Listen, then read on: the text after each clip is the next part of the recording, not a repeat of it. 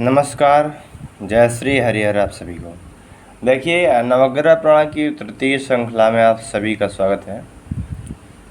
अभी लगभग सृष्टि का प्रारंभ दिखाया जा रहा है। मैंने आप लोगों से कहा था कि सूर्य ग्रह के जन्म की कथा प्रारंभ होगी, तो प्रारंभ होगी, अभी थोड़ा विलम्ब है, 1-2 भाग के बाद ही प्रारंभ हो पाएगी। तो अभी सृष्टि का प्रारंभ किस प्रकार से हुआ आप सभी लोगों ने 2 पार्टों में सुन ही लिया होगा।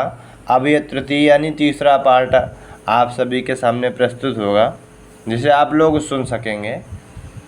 पूरा वीडियो ज़रूर देखिएगा, अवश्य ही आपको रोचक जानकारी प्राप्त होगी। और हमारे YouTube चैनल को अवश्य ही ज़रूर सब्सक्राइब करें आप लोग, बेल आइकन को ज़रूर दबाएं ताकि नई नई वीडियो की नोटिफिकेशन सबसे पहले आप तक पहुंच सकें। और इस वीडियो को भी अधिक से अधिक लोगों तक, विद्वजनों तक ज़रूर ही शेयर करें। तो चलिए, तीसरे पार्ट में आप सभी का स्वागत है। आगे की कथा प्रारंभ करते हैं। आगे की कथा किस प्रकार है, देखिए। जब उनके कंठ में आवेश दिखाई दिया तो उन्होंने कहा, आपका आवेश मेरे लिए आशीर्वाद है, धन्योस्मि। इसी समय मैं संचार प्रारंभ करता हूँ, अवकाश दें। नारद नमस्कार कर घूमकर चला गया। ब्रह्मा नारद को ही जाते हुए देख रहे हैं। उनका आवेश मंद हंसी में परिवर्तित हो गया। निसंदेह यह श्री विष्णु संकल्प ही है। उनके विशिष्ट संकल्प का कोई विकल्प सोचकर अन्य संकल्प नहीं कर सकते। ब्रह्मा नारद के दूर तक जाते उसके आकार को देखते हुए नारायण अर्पण कहकर तृप्त हुआ। सृष्टिकर्ता ने मानस पटल को सहज कार्यक्रम की ओर केंद्रित कर आंखें मूंद लीं। उसके सम्मुख एक पुरुष एक स्त्री आविर्भूत हुए। दोनों दूध समान श्वेत वस्त्र धारण किए। ब्रह्मा ने अपनी आंखें खोल दोनों की ओर वात्सल्य से देखा। कुमार, मैं सृष्टि करता हूँ, तुम मेरे संकल्प संजात हो, मेरे मानस पुत्र हो।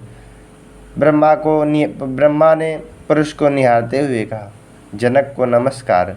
पुरुष ने हाथ जोड़कर कहा, मैं स्वयंभू होने के कारण मेरे संकल्प से, मेरे अंश से तुम आविर्भूत हुए।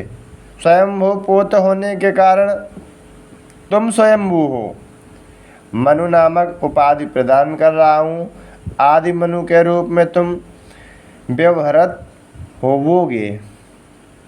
कहकर ब्रह्मा जी ने उस स्त्री मूर्ति की ओर देखा।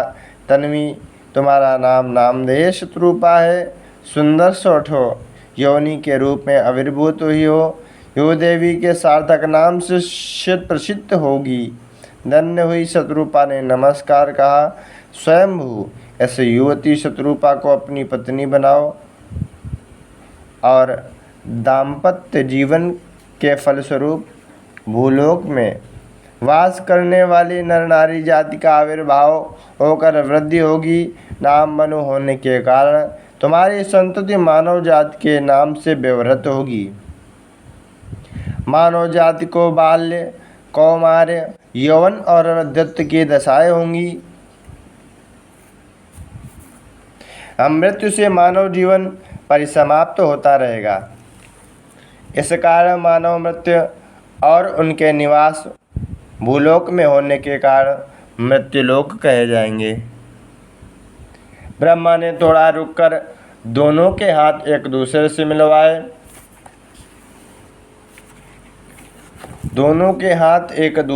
मिलवाए। तुम दोनों की संतति से सारा भूलोक भर जाएगा। मनु और शत्रुपा दोनों ने ब्रह्मा को नमस्कार किया। पति पत्नी की तरह तुम्हारे जीवन के बारे में संतान लाभ के लिए क्या करना होगा और जीवन धर्म के विषय में क्रमबद्ध अवगाहन होता रहेगा। वह जीवन वेद आप दोनों के ध्यान में गोचर होने के लिए प्रशांत वातावरण में मन भावन प्रदेश में तपो साधना साधे। वर्तमान में तुम्हारे कर्तव्य यही हैं। ब्रह्मा ने अपना उपदेश समाप्त किया। जनक, आपके कथनानुसार भूलोक स्वयंभू मनु कुछ आगे पूछने का प्रयत्न कर रहे थे। ब्रह्मा ने हाथ उठाकर रोका। कुमार, पहले मानव जात की वृद्धि का आवश्यक ज्ञान तुम्हें प्राप्त करना है। तुम्हारी होने वाली संततियों के नित्य जीवन विकास हेतु तुम जाति मूल पुरुष होने के कारण तुम्हें जीवन के सूत्र निर्देशित करने पड़ेंगे। उसके लिए आवश्यक प्रेरणा नेपथ्य से तुम्हारे किए जाने वाली साधना से प्राप्त होंगे। भूलोक विषयांश के लिए सकाल में ही मेरी सन्निधि में आओगे। इस समय तुम्हारा कर्तव्य भूलोक विचार नहीं, तपस्या है। जाओ, शत्रुपा के साथ तपस्यारत रहो। स्वयं भूमनु ने हाथ जोड़कर नमस्कार किया और घूम कर जाने लगे तो शत्रुपा ने उसका अनुसरण किया। ब्रह्मा ने संतृप्त होकर दीर्घ श्वास लिया। जीवों की सृष्टि का बीजारोपण हो गया। नवग्रहों के आविर्भाव के लिए मार्ग प्रशस्त हुआ। मानस पुत्र मनु अपने कर्तव्य का निर्वहन करेंगे। सृष्टिकर्ता अपने उपरांत के कार्यक्रम के विषय का विचार कर ध्यानस्थ हो गए। विधाता के अनुशासन को यथानुगत मानस पुत्रगणों ने आश्रमों का निर्माण कर अनुष्ठानित जीवन आरंभ कर दिया। कालक्रम में अनुकूल कन्याएं उन्हें चारणियों के रूप में उपलब्ध हुई। अत्रि अनुसुईया को, कर्दम देवहूति को, भृगुख्याति को, पुलस्यभूति को, पुलासंभूति को, क्रतुषमा को, अंगिरस श्रद्धा को, वशिष्ठ ऊर्जा को धर्मपत्नियों के रूप में स्वीकार कर अपने गृहस्थ जीवन प्रारंभ किए। कालचक्र चल रहा था। विश्व के विविध लोकों में सृष्टि विन्यास का उपक्रम चल रहा था। ब्रह्मा के मानस पुत्र प्रजापतिगण संतानवान हुए। देवहूति कर्दम प्रजापति दंपत्ति को कला नामक पुत्री हुई।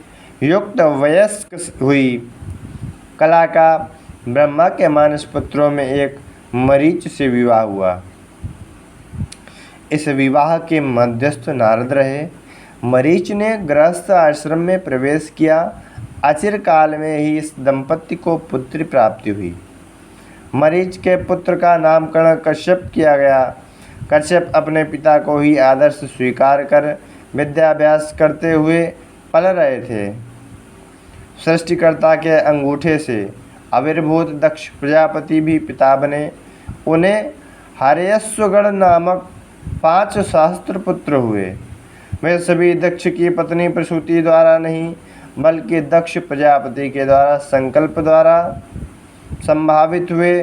स्वयं पिता ब्रह्मा के मानस पुत्र होने के कारण वे भी उनके आदर्श का अनुसरण करने में उसी विधि को अपनाने से 5 सहस्त्र हर्यश्वगणों को मानस पुत्रों के रूप में प्राप्त किया। दक्ष को ऐसी दक्षता असंगत और अवांछनीय जानकर नारद ने उन 5 सहस्त्र दक्ष पुत्रों से मिलकर उन्हें विश्व रहस्य को जानने के लिए उद्बोधित किया। उस संबोध से हर्यश्वों में तीव्र जिज्ञासा अंकुरित हुई। जगत के अंत को जानकर विश्व विज्ञान अर्जित करने की आशा से अंतहीन अन्वेषण में पड़कर वे सुदूर कहीं चले गए। इस विधि से पुत्रों के खो जाने के कारण दक्ष ने पुनः 1 सहस्त्र मानस पुत्रों का सृजन किया। उन्हें सबलाश्वगण नाम दिया। नारद ने पुनः सबलाश्वगणों को भी अपने तत्वबोध से उत्तेजित कर शाश्वत अन्वेषण हेतु भेज दिया। इस तरह दक्ष प्रजापति अपने पुत्रों को 2 वृंदों में विभाजित होकर दूर चले जाने का कारण नारद ही है जानकर उन्हें श्राप दे दिया। तुम भी इसी तरह नित्य संचारी हो जाओ कहकर यह श्राप सृष्टिकर्ता के शाप से अनुबंधित हो गया। दक्ष ने ब्रह्मा का दर्शन कर अपने पुत्र वियोग का विवरण देकर तरुणोपाय प्रदान करने की प्रार्थना की। तुम्हारे 6 सहस्त्र पुत्रों को शाश्वत दूर चले जाना मेरा ही संकल्प था। उसका कारण तुम्हें पृथ्वी पर सृष्टि कार्य दक्ष के आशय से सृजित करना है। उसमें दक्षता की विधि भिन्न भिन्न है, किंतु तुमने अज्ञानता में मेरा ही अनुसरण कर मानस पुत्रों को जन्म दिया है। मानस पुत्रों को सृष्टि करने की शक्ति संकल्प सृष्टि है, जो सृष्टि प्रक्रिया में प्रथम है। महाअद्भुत और महोन्नत संकल्प सृष्टि करने का अधिकार और अर्हता विश्वपति विष्णु को ही है। उनका मैं पुत्र होने के कारण मेरी है। संकल्प सृष्टि तो तुम्हें सदफल देगी नहीं। इस मानस पुत्र की अज्ञानता को क्षमा करें, मुझे कर्तव्य बोध कराने की कृपा करें। दक्ष ने लज्जित होकर कहा, पुत्र, संकल्प सृष्टि की इतर और भी 3 विधाओं के द्वारा सृष्टि की निर्माण की प्रक्रियाएं हैं। वे संदर्शन, दृष्टि स्पर्श सृष्टि और संपर्क स्पर्श है। ब्रह्मा ने विवरण देते हुए कहा, प्रथम संकल्प सृष्टि का अनुभव तो तुम्हें ज्ञात ही है। द्वितीय संदर्शन सृष्टि में केवल पुरुष प्राणी के दृष्टि मात्र से स्त्री प्राणी गर्भ धारणा करके संतान को जन्म देती है। अचिरकाल में तुम इन मयूरों में दृष्टि सृष्टि प्रक्रिया को प्रत्यक्ष देख सकोगे। अब तृतीय स्पर्श सृष्टि है, जिसमें स्त्री पुरुषों के शरीर एक दूसरे से स्पर्श होने के कारण, छूने के कारण स्त्री गर्भ धारण कर संतान उत्पत्ति करती है। यह स्पर्श सृष्टि विधि वे तुम आगे चलकर जलचर मत्स्यों में होती पाओगे। चतुर्थ विधि, संपर्क सृष्टि के विषय में तुम्हें अवगत कराता हूँ। स्त्री पुरुष प्राणियों के शरीर में परस्पर संयोग के द्वारा होने वाली यह सृष्टि है। जननांग इस सृष्टि प्रक्रिया में साधन है। पुरुष प्राणी स्त्री प्राणी के गर्भ में अपना संतान कारक वीर्य यज्ञ कुंड में हविष्य डालने जैसा ही डालना होता है। पुरुष का वीर्यकण स्त्री के अंडाशय में विक्षिप्त होकर शिशु आकार लेकर सकाल में जन्म लेता है। स्त्री पुरुष के शरीर ऐक्यता का प्रतिपादन किए हुए संपर्क द्वारा ही साध्य होने के कारण यह संपर्क सृष्टि है।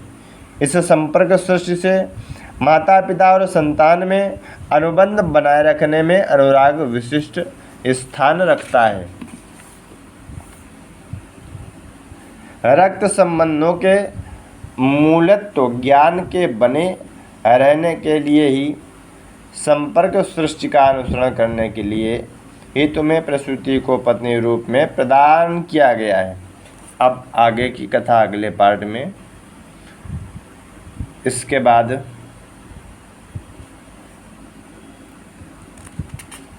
अगले पार्ट में आगे की कथा होगी, कुछ 2-3 भाग के बाद होगी सूर्य जन्म की कथा चालू होगी। तब आप लोग श्रवण करिएगा।